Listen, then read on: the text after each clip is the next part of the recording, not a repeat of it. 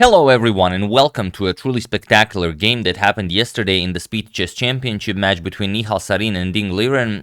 It's standard as in every match we've covered so far, so first hour and a half of 5+1 blitz, then 3+1 blitz, 1 hour and then 30 minutes of bullet, not real bullet but 1+1.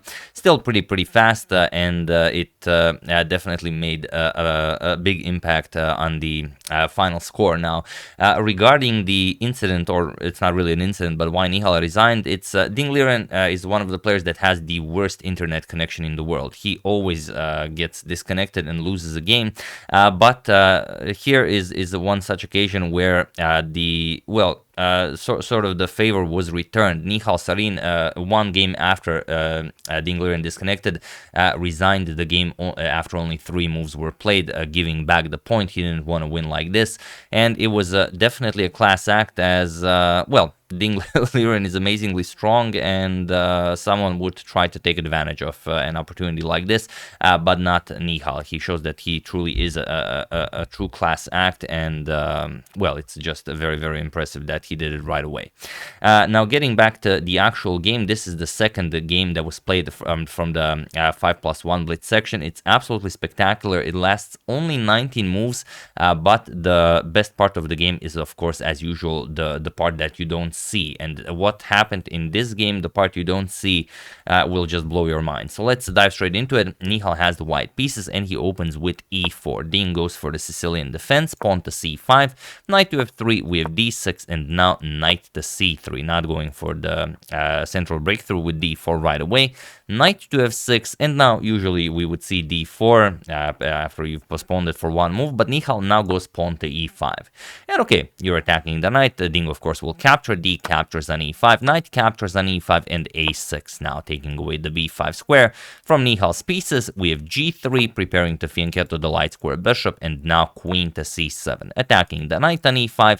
So d4 now, c captures and queen captures. And now, yes, you will attack the queen while developing the knight, but now Nihal just trades. Knight captures on c6, and now queen captures on c6. It's a bit of a difference. You don't have to capture with the b pawn, and it comes with tempo as the rook on h1 is hanging. But check this out, bishop to g5, and this is where things become incredibly interesting. Now, how do you play this? Of course, if you capture the rook on h1, which is possible, then just queenside castles, and there are so many threats here for white, you just can't parry all of them.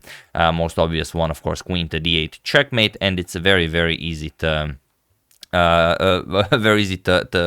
win this with white, whatever black plays. For example, bishop d7 looks like a good move. Now you're stopping checkmate, but white can easily eliminate the defender of the d7 bishop, and again you have problems. And you don't really have a good move of how to handle this. It's not possible. So what Ding did, of course, is go bishop to g4. And now this is a well-known line, so bishop to g4.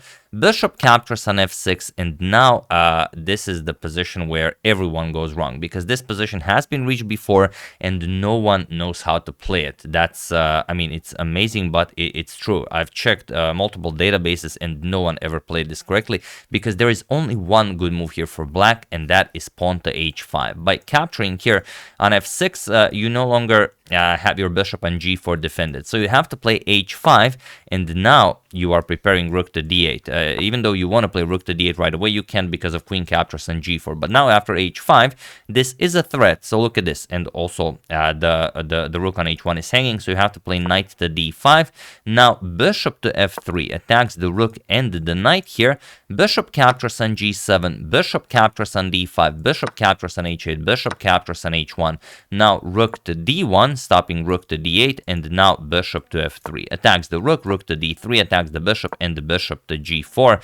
And you have this position where white is up a pawn, but this is really not a position where you should be counting pawns.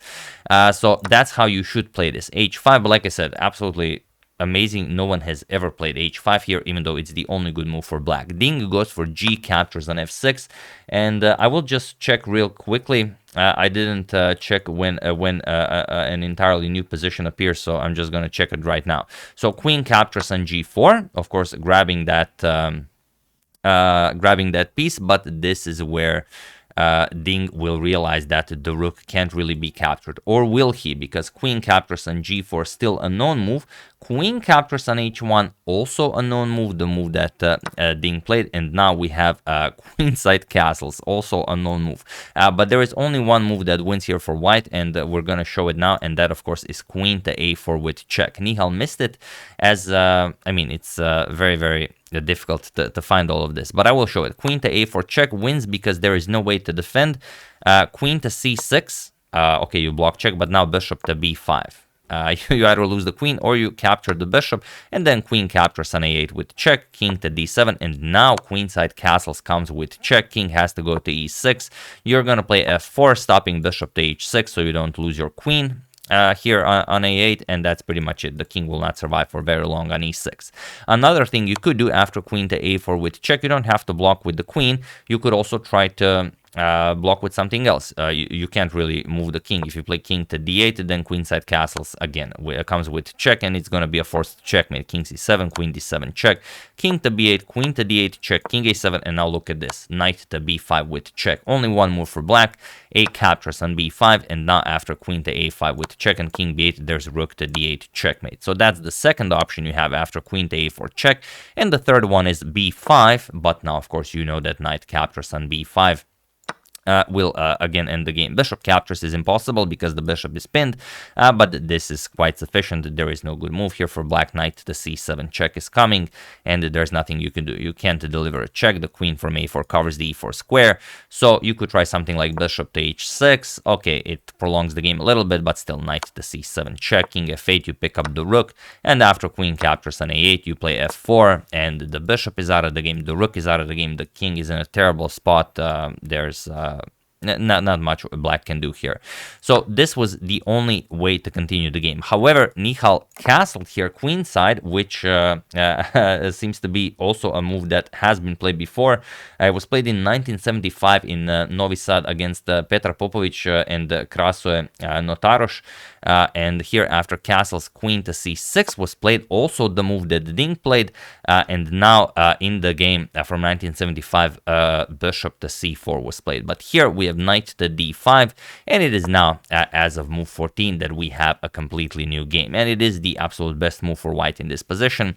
So what can Ding play here? Now he can play rook to d8, and he should, and he does. Rook to d8, bishop to g2, defending the knight on d5, and now comes queen to c8. Again, the only way to play this for Ding now is h5. You have to kick away the queen, and then go bishop to h6 check. You're gonna put the king on g7 probably, and then get the rook into the game, or maybe to f8, then put the rook on g8, something like that.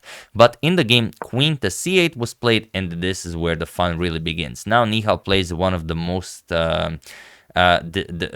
destructive moves of the game. He plays king to b1, and what is this? He just hung his queen on g4, but of course the queen cannot be captured. If you capture the queen, knight to c7, a beautiful checkmate. The king has no squares, the d7 square is covered by the rook, and that would be it. So instead, e6 was played. Another way to play this is pawn to f5, but this is blitz, of course. Making a move like pawn to f5 requires a tremendous amount of calculation, and I will show it because it's super fun. But now queen to a4 with check, and look at this, b5, queen to d4, now remaneuvering the queen to the central square, attacking the undefended rook on h8, f6, and now knight to c7 check. And you might think, okay, but what is this? Well, look at what it is. A queen captures on c7, queen captures on d8 with check, queen captures on d8, and now not rook captures on d8, but rather bishop to c6 check. And now after the king moves, king to f7, you will pick up the queen, and now doesn't really matter what you play. There is a way to continue the game for black, and that is pawn to b4, but I mean, it's impossible to find all of this, and white would still be much better. But just to give you an example, if you go something like bishop to g7, you want to trade bishop to d5 check. Now if e6, you will just deliver a nice check and then pick up the pawn. So you're going to move the king, and then let's say rook captures, bishop captures, and now pawn to b4 locks the pawns on light squares, and now the bishop will just gobble them up. Now of course you also understand why black should have played pawn to b4 himself on that move in this theoretical line. But okay, after king to b1. Ding does not play this. He goes for pawn to e6, and now Nihal just completely crashes through. Knight captures on f6 with check. King to e7, and now there is only one winning move for Nihal, and it's not the easiest one to spot. So feel free to pause the video and win the game for Nihal while I give you a couple of seconds. So for those of you who were able to do it, congratulations on spotting this brilliant maneuver. And for those of you who just want to enjoy the show, it is queen to b4 with check. Leaving the king no other options, as all of the squares are taken by the knight and by the rook and by the queen, than to capture the undefended knight on f6. You can't block with anything. This is impossible. The d6 square is covered by the queen and by the rook. So king captures on f6, and now Nihal just played queen to h4 with check, and it was in this position on move 19 that Liren resigned the game, as there is nothing more to be done here. Absolutely spectacular game by Nihal, and you've seen how difficult this line is. If you ever encounter it, you will know that h5 move for black is an absolute must if you want to survive this with black.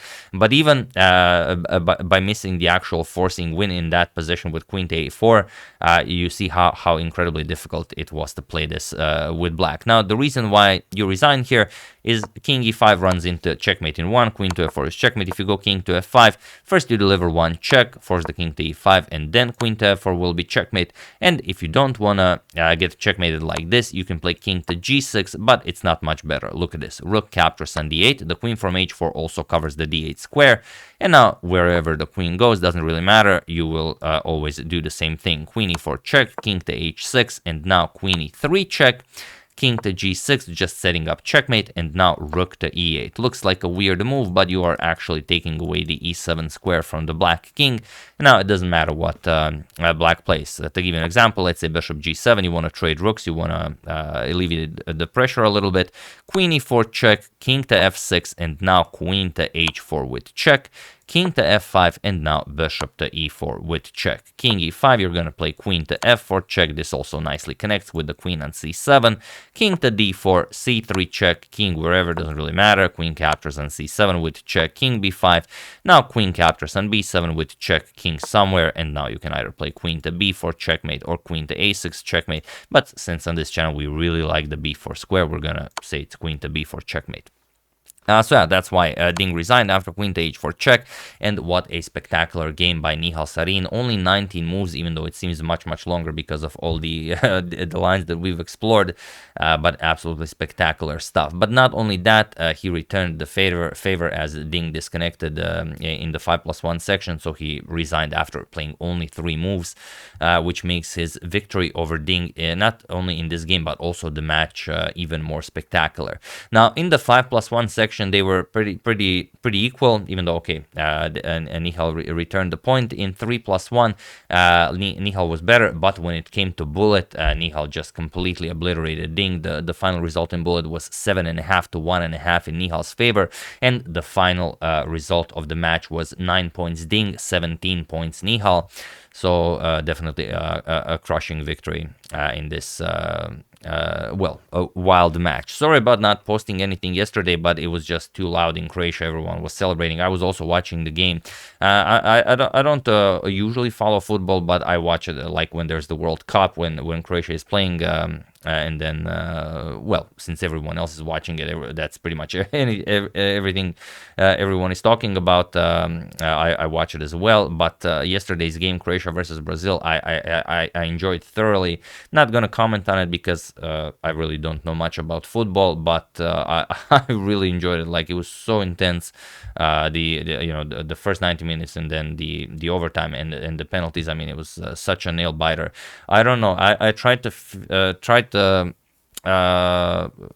compare it with some historic chess match or even a chess game, but I don't know, nothing comes to mind. If you guys have anything, do share in the comments. I'm sure we would all enjoy that.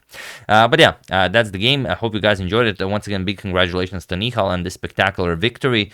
I would like to thank Ravishing Reptiles YouTube, Home, Anubav Katyal, Croatia, and Nikolai Pokrovsky for a contribution to my channel. Thank you a lot. I really appreciate it. As usual, you can check 2 of my previous videos here. Thank you for watching, and I will see you soon, continuing the coverage of the Speed Chess Championship and everything else that happens in the chess world. So thank you all. I will see you soon and have an excellent rest of your day.